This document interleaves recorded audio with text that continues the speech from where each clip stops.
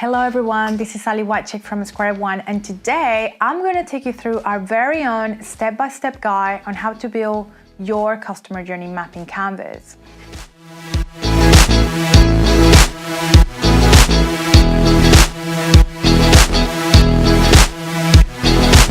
First thing that you have to consider is personas. You should have by now have a very good idea of who are the personas that you have in your organization, or those personas that you have developed for that very customer journey. So ask yourself, what are the personas that you have in your business and how you're going to bring them to life on a journey? A journey can actually have several personas on the one journey if you make it quite visual, or you can actually create separate journeys if, for example, you have they're quite distinct. For example, parents with a brand new baby versus baby boomers that perhaps are looking at retirement and going on a cruise in the Caribbean, right? Very different. The next step is for us to start actually looking at what kind of experience we would like to look at. Whether you want to focus on a holistic experience or would you like to focus on a very specific experience or a very specific stage of the journey. That could be the onboarding stage, that could be the devotion stage, that could be the actual interaction stage, whatever it is. Think of what is the experience you would like to focus on. What kind of journey you would like to build. We have current journeys, which are very useful to understand the current experience that you're offering to your customers or users. And that is very powerful if you want to understand those areas of improvements or opportunities that you know are already causing a little bit of friction. A future journey can be ultimately very useful if you want to work on the improvements of those areas that you already determined, or actually you want to start working on a future product or service, and then you can start mapping the future experience. A service blueprint is another kind of journey, which is very back-end heavy. So it includes processes and systems and people. So those things that happen back of house, but are ultimately very important in driving that front of house experience. So you need to decide what kind of journey you would like to build. So the next one is the stages. The stages are quite important on a customer journey mapping canvas, because it is ultimately quite a nice way to understand what are those little stages, what are those little chapters that your customers go through during a journey with you as a business.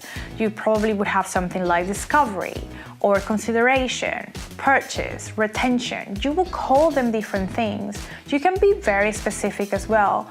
Mind you that customer journeys don't have to have the same stages, and they're very unique to the experience you're trying to redesign. Ask yourself, what are the stages that you think you will have across a journey, and try to put them on your customer journey mapping canvas. So the next step is to start looking at the thinking and feeling section of your journey.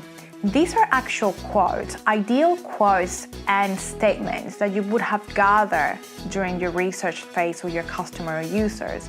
So you would actually understand your customers' pains and feelings and needs, and you could actually bring them to life on your journey across every stage. During your discovery, your implementation, your post-implementation. So you're able to actually put these steps on your journey, which makes it really, really powerful because you're bringing emotion and storytelling to your journey, which is all going to work beautifully once you need to take your stakeholders on the opportunities that you're trying to develop. The next steps is to actually start looking at those low point and high points.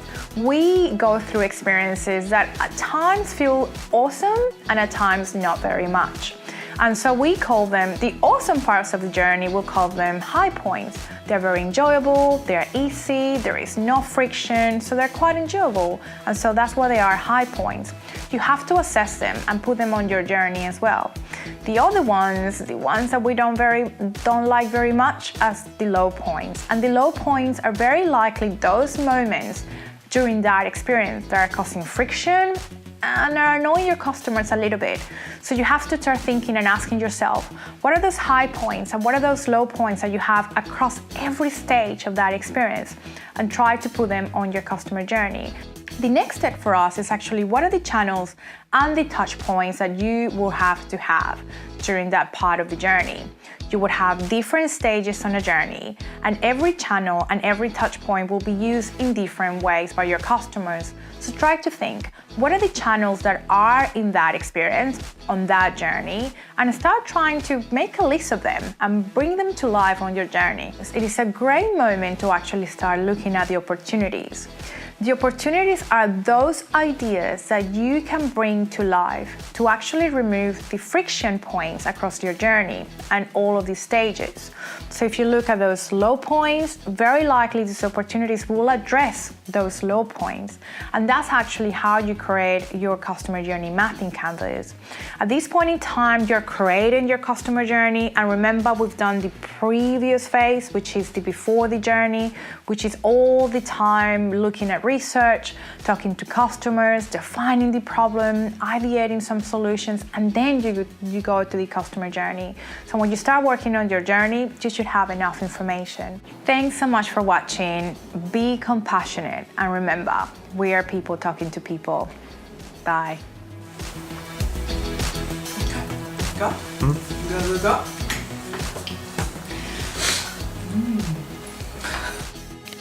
For more tips and insights, visit our website at sqrone.com.au or follow Sqr One on social to learn how human-centered design can help you create better employee and customer experiences with empathy in mind.